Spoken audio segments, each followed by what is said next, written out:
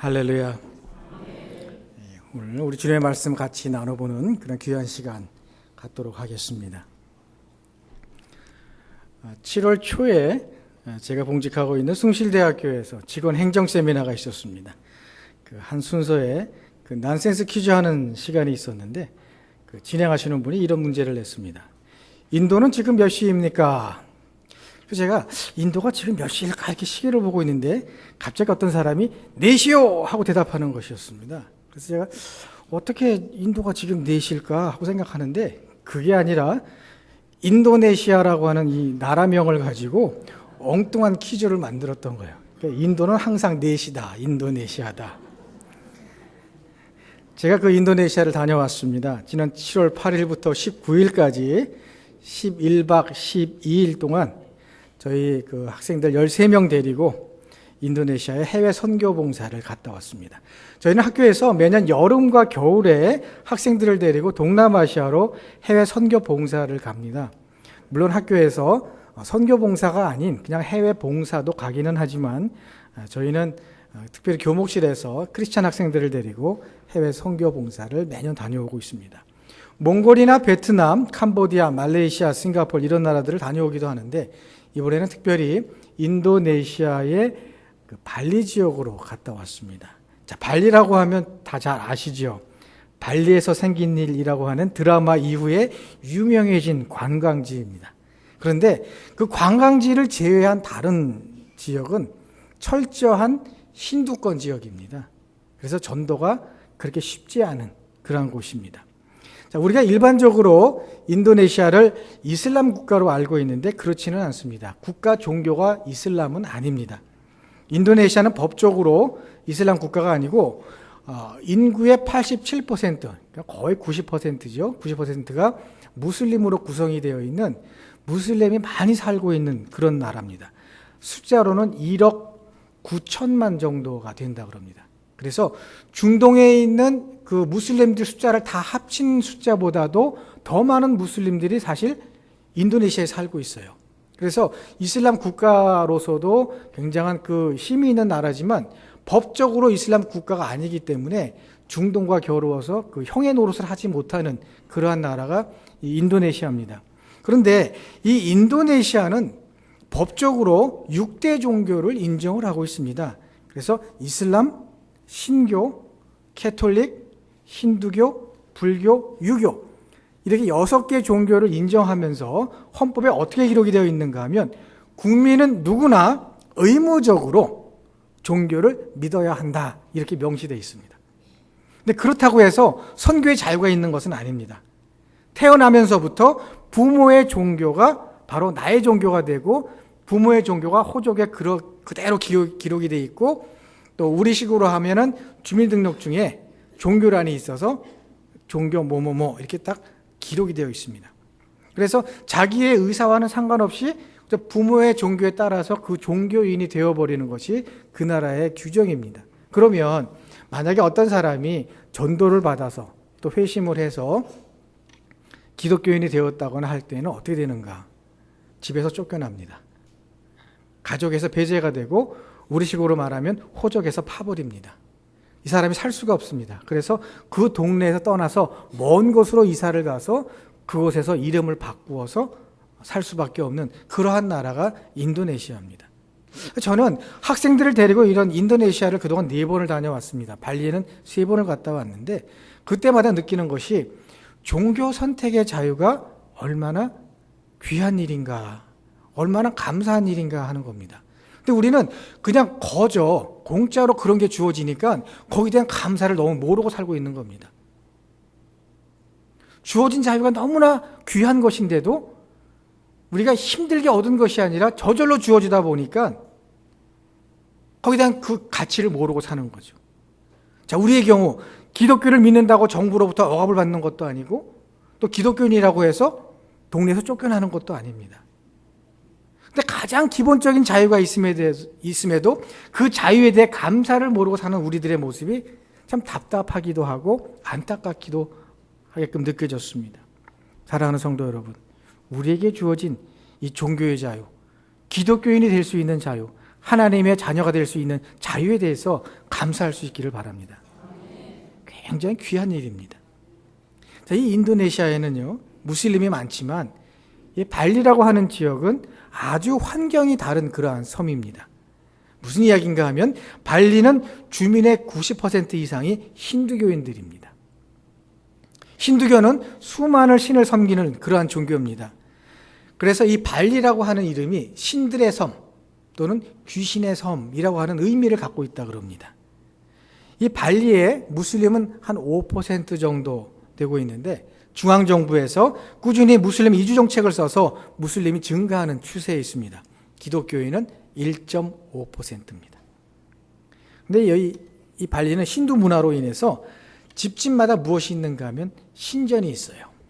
지나가다 보면 집 앞에 조그만 탑이 세워져 있고 그 앞에는 조그만 대나무 바구니에 밥과 꽃, 향을 꽂아서 바친 제사밥들이 있습니다. 그런데 이 신전이 보통 한 집에 3개, 많으면 10개까지 있습니다. 그러니까 좀 부유한 집은 큰 마당 전체를 다 신전으로, 그래서 막 탑 같은 게 막 정자 같은 게 막 들어가 있어요. 그리고 건축 허가에 이 신전을 세우지 않으면 건축이 되지 않게끔 법적으로 규정을 해놨습니다. 그래서 교회를 지으려고 해도 교회 앞마당에 신전이 있어야 되는 거예요. 참 그러한 이 역설적인 일이 일어나고 있는 것이 발리입니다. 근데 제가 지나가면서 보면요, 시간이 되면 이 사람들이 하루에 3번 제사밥을 드리는데 옷을 깔끔하게 차려 입습니다. 그리고는 정성껏 그 제사밥을 드려요. 전 이것을 보면서 자, 우리는 이처럼 정성껏 신앙생활을 하면서 섬기고 있나 하는 반성을 해봤습니다. 매일 기도하는 것도 게으르고 매일 말씀을 읽는 것도 귀찮아하고 매일 찬송 부르는 일에도 소홀한 것이 배부른 우리들의 신앙생활이 아닌가 하는 그런 생각도 해보았습니다. 타 종교인들도 자기 종교에 정성을 기울이며 신앙생활을 하고 있는데 우리는 너무 편한 것이 아닌가. 사랑하는 성도 여러분, 우리도 열심과 꾸준함으로 신앙생활을 할 수 있기를 바랍니다. 이 사람들처럼 하루에 3번 밥 먹을 때 말고 열심으로 기도하고 또 말씀도 읽고 또 항상 찬양을 부르면서 사는 그러한 삶이 우리 가운데 이루어질 수 있기를 바랍니다. 근데 이 발리 섬에는요, 다른 지역과 달리 좀 특이한 선교 역사가 있습니다. 아주 오래전 1866년에 제이콥 드 브룸이라고 하는 그 네덜란드 선교사가 반 에크라고 하는 다른 선교사와 함께 이 발리 땅에 들어오게 되었습니다. 그런데 6년 동안 열심으로 전도를 했지만 한 사람도 회심자를 얻지를 못했습니다. 얼마나 안타깝고 힘들었겠습니까? 7년째 되는 1873년에 제이콥 드 브룸이라고 하는 이 선교사님이 집에서 일하던 니코데모라고 하는 현지인 하인이 처음으로 세례를 받게 됐습니다. 그런데 이 니코데모가 1881년 자기에게 세례를 준 이 제이콥 드 브룸 선교사를 살해합니다. 그 이유는 알려져 있지 않지만 아마 이 니코데모라고 하는 사람이 기독교로 개종하고 나서 그의 가족과 친지와 이웃들에게 숱한 어려움을 당하던 중에 정신 이상이 와서 이 제이콥 드 브룸 선교사를 우발적으로 살해한 것이 아닌가 이렇게 추정을 하고 있습니다. 이 제이콥 드 브룸 선교사는 그 발리의 구도시인 싱가라자라고 하는 곳에 크리스찬 묘지에 안장이 되어 있습니다. 저는 발리에 갈 때마다 이 묘지에 가서 추도 예배를 드리곤 합니다. 근데 저는 이 크리스찬 묘지를 갈 때마다 누구는 목숨을 걸고 복음을 전하는데 우리는 너무나 안이하게 사는 것은 아닌가 하는 반성을 하게 됩니다. 복음 전파의 시급성, 구원의 절박성에 너무 무심한 것이 아닌가 싶기도 합니다. 분명 성경은 한 사람의 생명이 귀하다고 말씀하는데 우리는 나만의 구원에만 관심이 있지 다른 사람의 구원에는 별 관심이 없어 보입니다. 사랑하는 성도 여러분, 이기적인 신앙에서 벗어나서 우리의 믿음의 지경을 넓히는 성숙한 신앙인들이 되실 수 있기를 바랍니다. 이 제이콥 드 브룸 선교사가 순교한 후에 50년이 지난 다음에 장도항이라고 하는 중국인 선교사가 화교에 한해서 선교를 허용한다라고 하는 그런 허가를 받고 1931년 1월에 발리섬으로 들어왔습니다. 그는 운딸이라고 하는 동네에 자리 잡고 전도하기 시작해서 도착한 지 4개월 만인 같은 해 5월 4명에게 세례를 주었습니다. 그 3년 만에 100여 명의 세례자가 생겼습니다. 빠르게 전도가 되면서 힌두 점쟁이들과 신들린 자들이 개종을 하게 되었고, 심지어 그들이 힌두 제단을 헐고 우상을 불태우는 일까지 발생하게 되었습니다. 그러다 보니까 결국 이런 일들이 힌두 지도자들의 미움을 사게 되었고, 그들의 불만이 고조되어서 장도왕 선교사는 1935년 발리섬에 들어온 지 4년 만에 추방을 당하게 되었습니다. 자, 지도자가 없는 현지 기독교인들은 그럼에도 그들의 신앙을 유지했고 기독교로 개종했다는 이유로 부모로부터 자녀의 명분과 상속권을 박탈당했고, 또 이웃들은 그들의 논에 물도 주지 않았고, 심지어 사람이 죽어도 장지를 불허하는 그러한 일까지 발생하게 되었습니다. 물론 더 심한 박해를 받기도 했습니다. 가장 중요한 예배 행위를 금지당하기도 했습니다. 말할 수 없는 어려움을 겪었지만은 이 현지 발리 기독교인들은 지도자 없이도 단결하며 그들의 신앙을 지키고 있었습니다. 자, 힌두교인들이 볼 때에 핍박을 하면 할수록 더욱 단결하여 신앙을 지키는 이 기독교인들이 못마땅했습니다. 그래서 추방을 하기로 결정을 합니다. 그래서 걸어서 3일 거리인 북쪽에 빌림빙사리라고 하는 정글로 추방을 했는데, 그 당시 이 빌림빙사리로 간다고 하는 것은 맹수와 질병으로 죽는다는 것을 의미했습니다.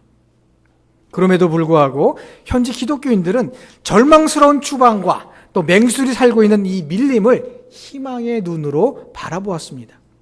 그래서 추방이 그들에게는 출애굽하여 약속의 땅으로 가는 여정이었고, 이 밀림을 축복의 땅으로 가꾸게 되었습니다.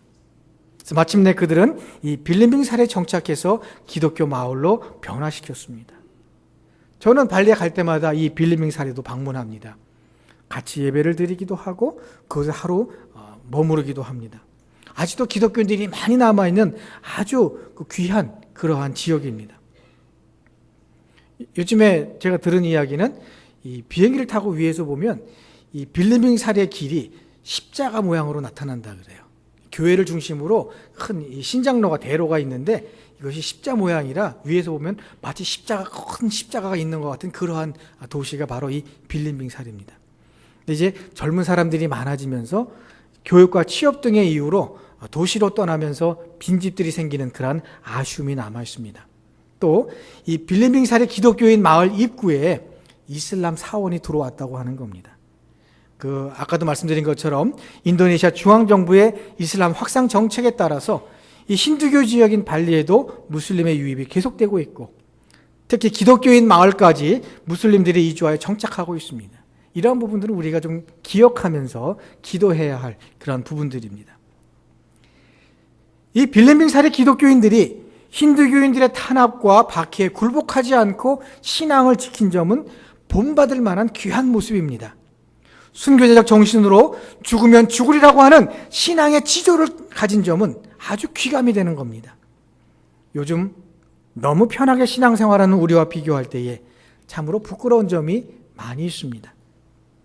조금만 마음에 안 들면 교회를 옮기고, 심지어 교회를 나오지 않는 우리들의 편의주의는 변명의 여지가 없어 보입니다. 베드로전서 5장 7절은 염려를 다 주께 맡기라고 말씀합니다. 또 야고보서 5장 13절은 고난당하는 자는 기도하라고 권면합니다. 어려운 일이 있을 때 염려를 주님께 맡기고 더욱 기도하며 하나님의 뜻을 헤아릴 수 있어야 합니다. 사랑하는 성도 여러분, 힘들 때마다 더욱 신앙적이 되기를 바랍니다. 우리가 힘들면 신앙을 떠나가게 돼요. 그러나 좋은 믿음을 갖고 계신 분들은 어려울 때마다 더 기도에 힘씁니다. 어려울 때마다 더 주님께 매어 달립니다. 어려울 때마다 더 주님을 울부짖으며 찾습니다. 주님은 우리에게 말씀합니다. 나를 부를 만한 때에 부르라. 내가 대답하겠다. 그러한 주님을 찾고 그러한 주님을 만날 수 있기를 바랍니다. 그것이 성숙한 기독교인의 모습입니다. 이 발리의 기독교인에 대한 탄압이 해제된 후에 흩어졌던 기독교인들이 다시 과거의 기독교인 마을인 이 운달운달로 돌아와서 기독교인 마을을 회복했습니다. 현재 125가구 중에 105가구가 기독교인입니다. 참 대단한 일이죠. 그래서 이 마을에 신학교가 있고 기독교인 학교가 있고 목사님이 운영하는 그런 고아원이 있습니다. 이곳이 현재 발리 선교의 중심지입니다. 근데 안타까운 것은 여기도 이 동네도 무슬림들이 유입이 늘고 있고 무슬림 사원이 들어서고 있다고 하는 겁니다. 저희가 이 지역에 가서 이 지역에 있는 임마누엘 유치원과 임마누엘 초등학교에서 사역을 했습니다. 그리고 고아원을 방문하고 또 현지 교회를 방문해서 같이 예배드리는 그러한 일들을 했습니다. 여기에는 그 장로님, 권사님, 이 평신도 선교사님께서 사역을 하고 계시는데 50세에 10년 전 50세에 이곳에 오셔서 유치원을 세우시고 또 초등학교를 세우셔서 지금까지 열심으로 신실하게 선교를 하고 계십니다. 근데 이 선교사님이 사실은 30세 때 모든 것을 다 정리하고 선교사로 나오고 싶으셨는데 여러 가지 여건상 그게 허용이 되지 않다가 50세에 되셔서 조기 은퇴를 하시고 이곳에 오셨습니다. 근데 선교사님 하시는 말씀이 뭔가 하면 젊은 시절에 선교를 해야 하는데 그렇지 못해서 참 하나님께 죄송하다 하는 거예요. 젊음을 주님께 드려야 되는데 나이 들어서 오니까 더 많은 일을 할 수 없는 것에 대해서 참 하나님께 부끄럽다 하는 거예요. 그러면서 현재 최선을 다하는 그러한 모습을 보여주실 때 많은 감동이 됐습니다. 자, 이 선교사님은 인생이 얼마나 짧은지를 깨닫게 된다면서 자기가 할 거 다 하고 맨 나중에 주님의 일을 하지 말고 젊은 시절 젊음을 주님께 드려야 한다고 우리 학생들에게 귀한 교훈의 말씀을 하시는 것을 제가 들었습니다. 사실 우리는 내가 하고 싶은 거 다 하고 내가 할 일 다 하고 그리고 나서 시간이 남으면 주님의 일을 한다고 할 때가 많습니다. 인생의 우선순위에 있어서 주님의 일이 맨 나중이라고 한다면 그건 우리 기독교인들에게는 문제가 있습니다. 자, 어떻습니까? 시간이 나야 주님의 일을 합니까? 아니면 주님의 일에 우선을 두고 합니까? 선장교회 성도님들은 주님의 일에 우선을 두고 최선을 다할 수 있기를 바랍니다. 제가 이 선교사님 학생들 데리고 3번 갔지만 그 외에도 다른 일로 또 방문을 해서 같이 지내보곤 했습니다. 그런데 이 선교사님이 참 진실된 게 무언가 하면 항상 기도로 시작한다는 겁니다. 어려운 일이 생기면 어떻게 이 문제를 해결할까 하는 것이 아니라 주님의 뜻은 무엇일까? 그래서 기도방에 들어가셔서 밤새 기도를 하시고 나오시는 거예요. 그리고는 하나님께서 주시는 대로 이 문제를 해결해 나가는 것을 제가 보곤 했습니다. 자, 하나님의 뜻을 구하고 하나님부터 지혜를 얻고 하나님께 도움을 청하는 일이 바로 우리가 해야 할 일입니다. 골로새서 4장 2절에는 항상 기도에 힘쓰라고 말씀을 합니다. 데살로니가전서 5장 17절은 쉬지 말고 기도하라고 합니다. 바로 이런 기도의 생활이 우리 가운데 이루어져야 한다는 겁니다. 성경은 분명히 이렇게 우리에게 기도하라고 말씀합니다. 성도 여러분, 기도가 무엇입니까? 하나님께 내 이야기를 하는 겁니다. 마치 어린 자녀가 학교에 갔다 와서 오늘 학교에서 이런 일이 있었고 저런 일이 있었고 이렇게 일일이 다 이야기하듯이 내 이야기를 주님께 하는 겁니다. 뿐만 아니라 기도는 내 이야기만 하는 것이 아니라 주님의 음성에 귀를 기울이는 시간입니다. 주님이 나에게 말씀하시는 것을 들으려고 귀를 기울이면서 주님의 뜻이 무엇일까 헤아리는 것이 바로 기도입니다. 사랑하는 성도 여러분, 기도를 통해서 하나님과 교제하고 기도를 통해서 여러분들의 이야기를 하나님께 전해드리고 또 기도를 통해서 하나님의 뜻을 발견할 수 있기를 바랍니다. 이 선교사님을 만나보면서 제가 또 하나 느끼는 것은 너무 신실하시다 하는 거예요. 하나님 보시기에 어긋나지 않도록 스스로 조심하면서 노력을 합니다. 자, 요즘 우리 주변 보면 말만 기독교인이지 행실은 전혀 기독교인 같지 않은 사람들이 많이 있습니다. 그러나 이 선교사님은 철저하게 신앙의 모습을 보여주는 분입니다. 심지어 어떤 말씀을 하시냐면 운전하실 때 선교사의 차도 선교사입니다. 이런 말씀을 하세요. 자, 우리 운전할 때 보면 갑자기 끼어들고 신호 안 주고 뭐 여러 가지 일들 저절로 욕이 나오게 만들잖아요. 아마 다 경험을 해보셨을 거예요. 그런데 이 선교사님은 선교사의 차도 선교사다. 마음이 찔리더라고요. 그러니까 항상 조심하면서 운전하고 양보하는 것을 볼 때에 철저하게 신앙생활을 하시는구나, 그런 것을 깨닫게 되었습니다. 자, 우리도 모든 면에서 기독교인으로 부끄러움 없이 또 빛의 자녀로 구별된 삶을 살 수 있어야 할 것입니다. 그것이 바로 선교의 삶입니다.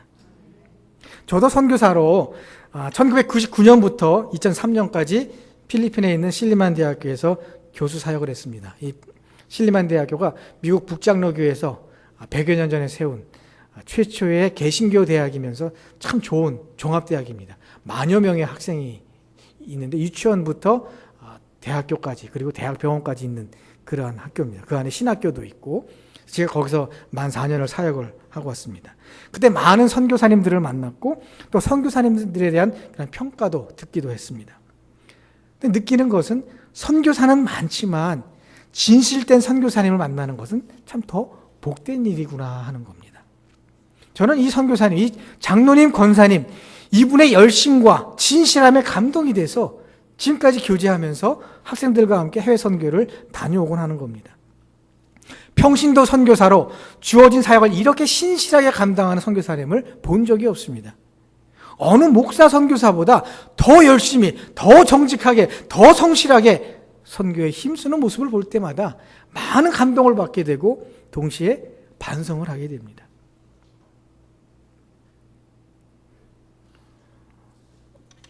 이 선교사님이 지금 기도 제목을 갖고 기도를 하시는데, 처음 초등학교를 세워서 입학한 학생들이 이제 6학년이 됐습니다. 내년 여름이면 졸업을 해요. 1회 졸업생이 생기는 겁니다. 그런데 이 아이들을 어떻게 하면 신앙적으로 계속 교육을 시킬 수 있을까? 그래서 지금 중고등학교를 구상을 하고 계셔요. 근데 워낙 교육을 잘 하셔가지고 정부에서 땅을 무상으로 불화하겠다, 또 학교를 세운다면 허가해 주겠다라는 답변까지 들었습니다. 그래서 지금 건축만 하면 되는 그러한 입장이에요. 그래서 그 문제를 놓고 열심으로 기도를 하고 있습니다. 보면은 모든 생각이 학생들에게 어떻게 하면 기독교 교육을 시키고 하나님의 사랑으로 그들을 변화시키고 그들의 가정까지 구원에 이르도록 할까 하는 그 생각만이 가득한 것을 제가 보게 돼요. 우리가 사는 것이 너무 분주합니다. 생각할 것도 많고 할 일도 많아요. 주님의 일에 소홀할 때가 많다는 이야기입니다. 왜? 내 일에 더 분주하다 보니까. 저는 이런 선교사님의 이야기와 또 제가 선교지에 가서 같이 경험한 그런 이야기들을 생각하면서 오늘의 성경 본문 말씀을 보았습니다. 오늘 읽은 말씀은 기독교인들의 의무에 대한 사도 바울의 가르침이 담겨져 있는데, 이 말씀이 제가 지금까지 말씀드린 이 발리 선교에 대한 그런 이야기와 너무나 일치하는 내용이 많았습니다. 먼저 사도 바울은 뭐라고 말씀하시는가 하면, 사도 바울이 있든 없든, 다시 말해 지도자가 있든 없든, 누가 보든 안 보든 항상 하나님의 말씀에 순종하라는 겁니다. 그리고 마치 하나님이 보고 계시듯이 두렵고 떨리는 마음으로, 즉 경건함과 경외함으로 복음의 가르침에 합당하게 살라고 말씀합니다. 그래야 그리스도의 장성한 분량에까지 이르도록 믿음이 성장하라는 그러한 권면의 말씀이 이 안에 담겨져 있습니다. 자, 우리는 사람들이 보는 데서는 경건합니다. 그런데 사람들이 없는 곳에서는, 사람들이 안 보는 곳에서는 아무렇게나 사는 때가 많아요. 그런데 이러한 이중적인 생활 구조에서 벗어나야 한다는 겁니다. 마치 신약 시대의 바리새인들처럼 한국 기독교인들의 이 겉과 속이 다른 모습이 세상 사람들에게 계속 지적이 되고 있습니다. 요즘 한국 기독교인들이 사회에서 욕먹는 일이 바로 이런 것 때문입니다. 바로 그런 일이 전도의 걸림돌이 된다고 하는 겁니다. 누가 본다고 잘하고 누가 안 본다고 아무렇게 하는 것, 옳은 태도가 아닙니다. 다 알고 있습니다. 누가 보든 안 보든 해야 할 일에 최선을 다하는 것이 된 사람의 모습이라고 하는 겁니다. 제가 조금 전에 발리 기독교인들이 장도항 선교사가 떠난 후에도 그들의 신앙을 지켰다고 말씀을 드렸습니다. 이처럼 하나님을 체험한 사람들은 일상생활에서도 하나님이 옆에 계신 것처럼 살아갑니다. 하나님을 두려워하는 사람은 자신이 말씀에 순종하고 있는지 스스로 점검하며 하나님이 보신다면 얼마나 두렵고 떨리는 일인가를 인식하고 말씀대로 살려고 노력을 합니다. 누가 보고 안 보고는 중요하지 않습니다. 언제나 일관된 모습으로 성실하게 살아가야 하는 것. 그것은 삶의 중심에 하나님이 계시기 때문입니다. 우리 목사님 오늘 예배 시작하실 때 우리 마음속에 하나님으로 가득 채우자 이런 말씀 하셨죠. 크리스찬이라고 하는 뜻이 뭡니까? 자, 이 크리스찬이라고 하는 뜻을 좀 분석을 해보면 그리스도라고 하는 단어와 뒤에 사람을 뜻하는 이 전미어가 합쳐져서 크리스찬이라는 단어가 됐습니다. 그런데 이 그리스도라고 하는 단어와 사람을 뜻하는 AN이라고 하는 전미어 사이에 어떤 단어가 들어있냐면 I라는 단어가 들어있어요. I는 영어에서 뭡니까? I. 그러면 크리스찬은 무슨 뜻인가 하면 크리스찬이라고 하는 것은 그리스도를 마음속에 가득 채운 사람이다. 그리스도로 가득 찬 사람이 크리스찬이다 하는 거예요. 사랑하는 성도 여러분, 그리스도로 가득 찬 크리스찬이 될 수 있기를 바랍니다. 하나님을 모르는 사람들이요, 말로는 하나님이 이렇다 저렇다 이야기를 합니다. 그리고 아는 척을 합니다. 그런데 그런 사람들을 보면요, 삶에 감동이 없습니다. 삶에 변화가 없습니다. 삶에 평안이 없습니다. 왜 그렇습니까? 하나님을 모르기 때문에 그렇습니다. 그런데 분명히 하나님을 안다고 주장을 합니다. 그러나 그렇지 않습니다. 아는 척을 할 뿐이죠. 왜 그런지 아십니까? 그런 사람들은 삶의 중심에 하나님이 아니라 자기 자신이 들어 있습니다. 진정한 그리스도인은 하나님을 마음속에 모시고 사는 사람입니다. 기독교인의 삶은 선교와 연결이 되어 있습니다. 선교적 삶은 말씀을 실천하며 사는 삶입니다. 선교적 삶은 기독교인으로 주어진 일에 최선을 다하며 성실하게 사는 삶입니다. 사랑하는 성도 여러분, 선교적인 삶을 통해서 선교를 삶으로 실천할 수 있기를 바랍니다. 두 번째로 이 사도 바울은 원망과 시비가 없게 하라고 말씀합니다. 하나님의 뜻에 불평하는 불신앙적 표현과 교회에서의 말다툼을 없게 하라고 하는 그러한 권면입니다. 출애굽해서 광야에 있던 이스라엘 백성들 사이에서 끊임없는 원망과 불평이 있었습니다. 우리가 잘 알고 있는 이야기입니다. 하나님의 기적과 은혜를 매일같이 체험하면서도 그들의 원망과 불평은 지속되었습니다. 결국 그들은 젖과 꿀이 흐르는 가나안 땅에 들어가지를 못하고 말았습니다. 고린도전서 10장 10절은 원망에 대해서 이렇게 경고합니다. 그들 가운데 어떤 사람들이 원망하다가 멸망시키는 자에게 멸망하였나니 너희는 그들과 같이 원망하지 말라. 마치 출애굽하여 광야에 있던 이스라엘 백성들을 빗대어 하는 그러한 말씀 같습니다. 믿음이 없으면 원망하기 쉽습니다. 누군가를 탓하고 책임을 전가하고 자기는 완벽한 척합니다. 이런 교만한 모습은 덕이 되지 않는 불신앙적인 태도로 인간의 죄성 때문에 나타나는 부정적인 모습입니다. 이런 모습이 바로 선교의 걸림돌이 된다는 겁니다. 성경은 또 말다툼에 대해서도 경고합니다. 디모데후서 2장 23절 보면 어리석고 무식한 변론을 버리라. 이에서 다툼이 나느니라. 서로 잘났다고, 서로 우월하다고, 서로 뛰어나다고 그래봤자 다 거기서 거기라는 이야기입니다. 우리는 살면서 얼마나 많은 말다툼에 휩싸이는지 모릅니다. 정치판을 보면 반대하기 위한 반대를 자주 보게 됩니다.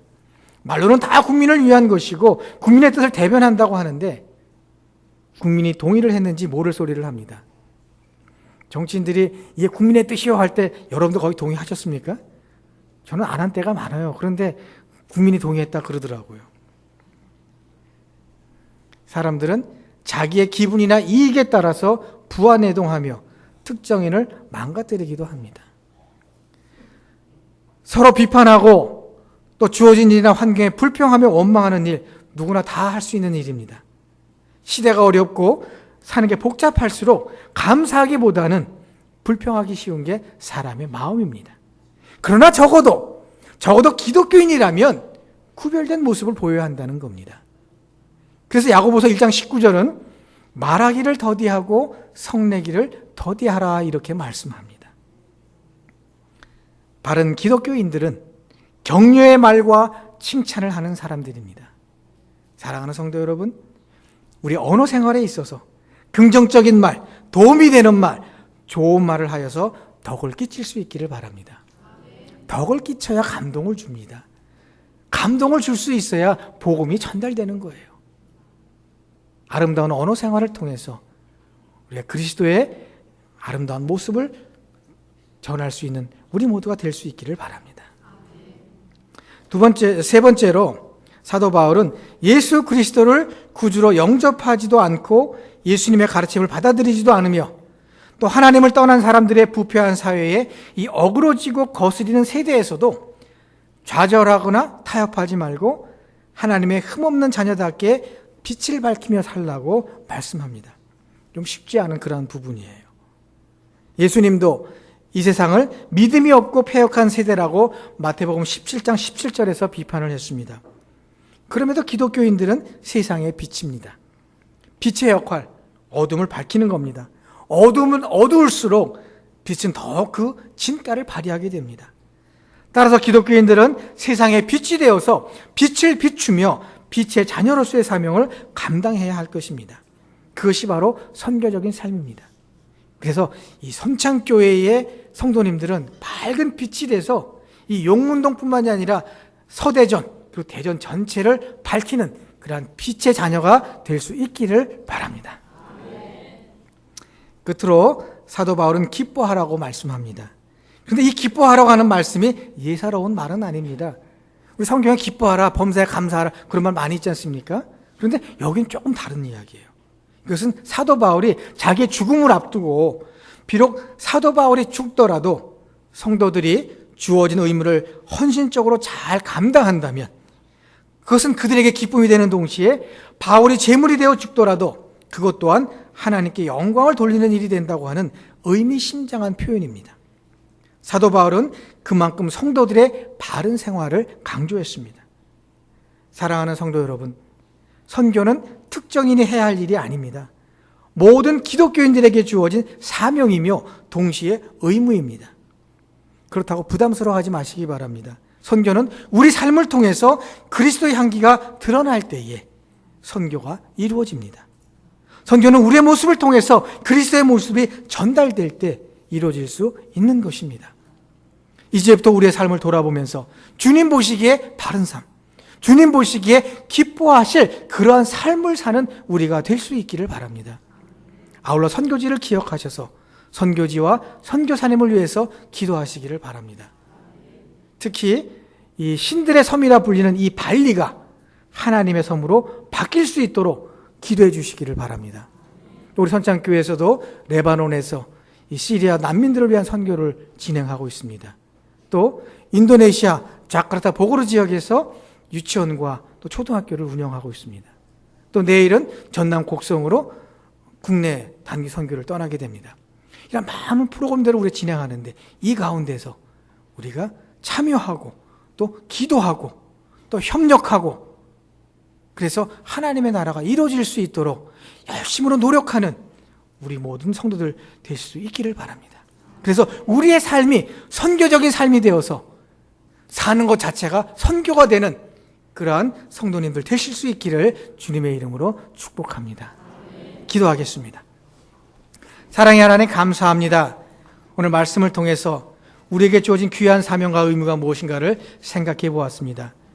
우리에게 선교의 사명과 선교의 의무를 주셨는데 하나님 이 사명과 의무를 잘 감당하는 신실한 선창교회 성도들 될 수 있도록 축복하여 주시옵소서. 우리의 삶을 통해 하나님께 영광을 돌릴 수 있도록 하시고 우리들의 아름다운 삶을 통해 이웃들에게 복음을 전할 수 있도록 하셔서 우리의 삶이 선교적 삶이 되어질 수 있도록 축복하여 주시옵소서. 감사드렸고 예수님 이름으로 기도합니다. 아멘.